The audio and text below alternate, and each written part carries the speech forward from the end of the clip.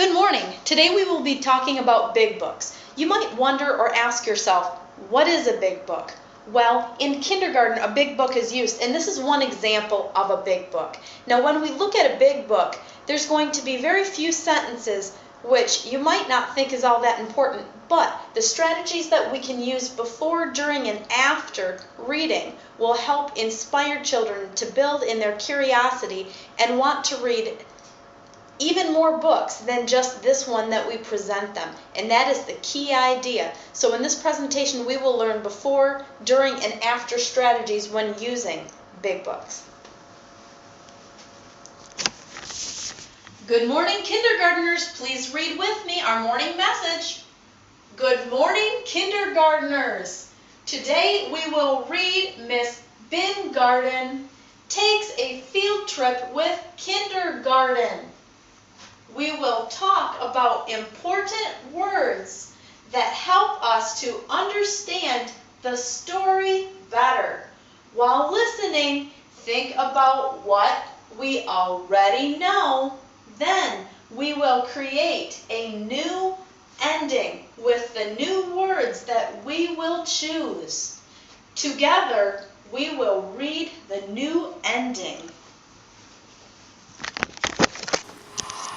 All right, now that you have your big book, now you need to know what to do with it.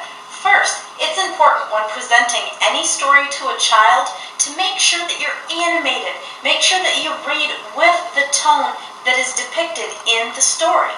Also, as we go through a big book, another thing that we really need to make sure that we point out as teachers to ensure that students are excited about the book is the title of the book. When we look at the title, make sure that we point it out. Boys and girls, this is the title of the book. Miss Bingarden Takes a Field Trip with Kindergarten. Now, after we've pointed out to them that that is the title, it's also important to make sure that we don't forget to tell them about the author who has wrote this book. This book, boys and girls, was written by Joseph Slate. And it was also illustrated by Ashley Wolf. Boys and girls, who can tell me what illustrated might mean? Who might be an illustrator? And the boys and girls in your classroom will answer that, and some of them might not have a clue. But this is our opportunity as teachers to make sure that when we tell them what an author is, we also are pointing it out to them. Now, before we read this book, another thing that is very important to do is take a picture walk, if you will. And just in case you don't know what a picture walk is, it's taking a look at the pictures in the book. So, when we look at the pictures in this book, this is the very first picture that we see. And these big books are also very difficult to hold without using a podium or some sort of bench to hold it on. So as a teacher, that will be one thing that you definitely want to get a hold of to have in your classroom if you're a kindergarten teacher. Okay, now when we look at this picture, there's many things to notice, and your students will notice them, but if you're not excited about what is in this picture, they will reflect that. So, point out to them, look at the clothes these kids are wearing. Look at what's on the teacher's desk. Look at what's on the easel. What do you think is going to happen? And asking leading questions like that will allow your students to begin to think about what this story will be about. And that is the basic beginning to what you will do with a big book before you begin to read it to your students. Now that we have finished taking our picture walk and having the students think about what they have seen and considering what this story might be about, now it's important to start reading. First, let's start with the title of the book. Miss Bingarden Takes a Field Trip with Kindergarten. Did you notice how in my tone it was excited? It wasn't flat, but it was excited, representing what the story is about. Make sure that whenever you're reading any type of book, not just a big book, but any type of book, that you always show the students your best reading voice and always implicate the tone of whatever the book might be written in.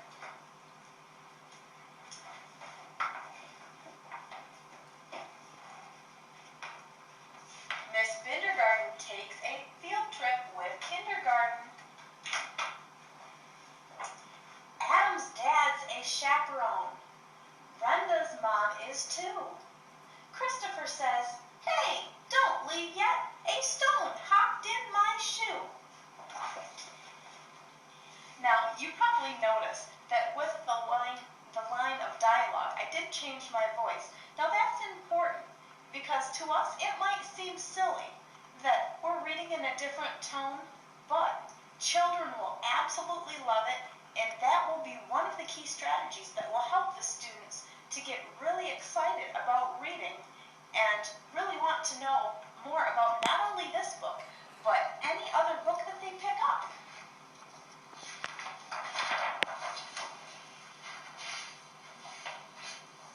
Miss Bindergarten goes to the bakery with kindergarten.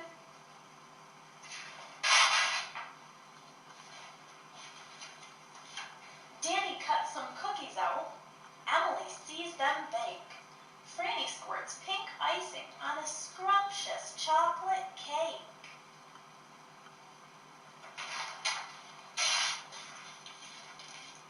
Now Miss Bindergarten goes to the fire station with... And the reason why I hesitate at this point is because it's starting to become redundant that Miss Bindergarten is going to these different places with kindergarten. And the kindergartners or your first graders will realize that that is a reoccurring line. So if you hesitate, that will allow the students of your class to be able to jump in and fill in with reading the word or phrases that are reoccurring in the story. And this will help develop their understanding of the story.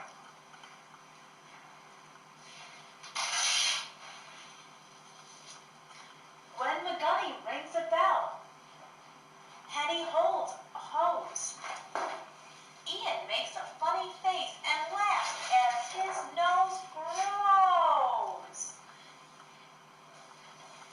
And as a teacher, it's important to notice that when the words get larger, that we also increase our volume to show the kids that something new is happening in the text. They're not just bigger words. The author wants us to do something special at that point.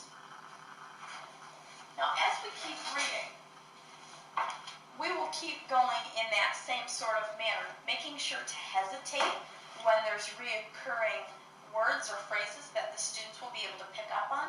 But one thing that's very important is always read with an enthusiastic tone to make sure that your students are well engaged and excited about the book, just like you are. And now we will be moving on to what to do afterwards. Okay, now that we're done reading the book, now what's important? Well, it's important to discuss the main ideas of the text. And how can we do that? Well, as teachers, we can ask the students for their feedback. We want to know what was interesting about this particular story for them. So, class, what did you find interesting about this story? Let's share a couple of ideas. Something as simple as that. Now, when you go through the text, it's important to notice certain sentences. And with these sentences, we want kids to be errorless in their reading. So we want them to be able to read every single word as it's pointed to without making a mistake. So they would start by saying, "Now Miss Bindergarten goes to the fire station with kindergarten." Now it's quite possible that some students might still be getting stuck on, say, the word station. Now, through the first couple of readings, they might be getting stuck on it. But by the third or fourth time, as we point to it, they should have begun to realize that this begins with st, a, shun. And then as you point out the different strategies for looking at the different words, they will develop that and they will be able to read these. And pretty soon, your whole class will read all of these sentences that you point out in that way, all the way through without stopping. Now you notice up here I have Miss Bindergarten went to the blank. Now this is sort of a closed activity, and what this can be used for is in this type of a story, we have different places that Miss Bindergarten went with her kindergarten. Now you can ask your students, what is one of the places that Miss Bindergarten went? And the students might reply the bakery. So you can go ahead and write bakery in the space.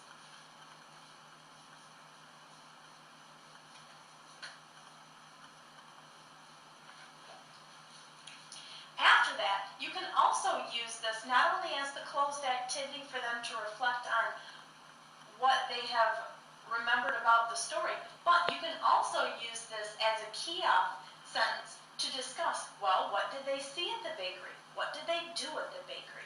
So to wrap up, after you're done reading, it's important to discuss the main ideas that are found in the book that you've read.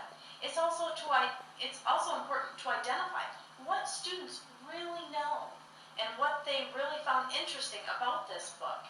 And then as you go through it, look for certain sentences that you really want students to be able to say all together, and go through them several times, pointing out different areas like station.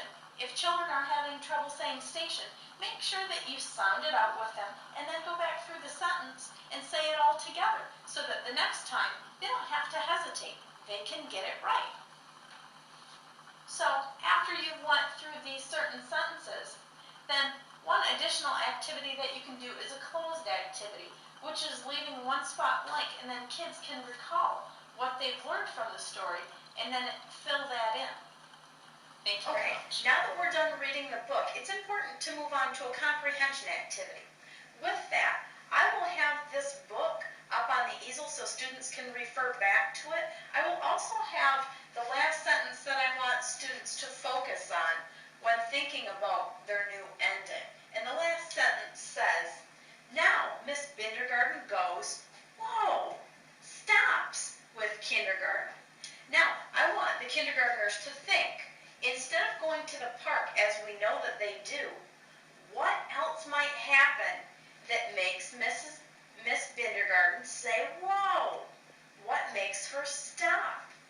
So, what students are going to do is they're going to be at their desk or go back to their desk if they've been at the carpet, and they are going to draw on a piece of paper from the writing center. They are going to get their piece of paper and they are going to draw their new ending.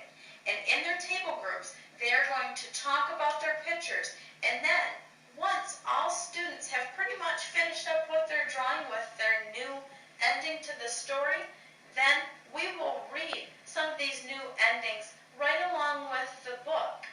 So how that will work is the students will bring up their pieces of paper and we will once again go through the book and read it. And then I will take the piece of paper and I will put it up here on the easel and we will read it together, or I will use the projector and we will put it up on the projector so that it goes on the board and we can all see it and we can read it. But this way, students will be able to connect with what their peers are thinking to make an ending. They can also get new ideas, but they can also share their creativity in learning new words and how to create new endings to a story. And that's a wrap-up on how to use a big book with the beginnings, what to do during and what to do after with the storybooks. And then following using the big book, it's important to have the activity that would build on their comprehension development.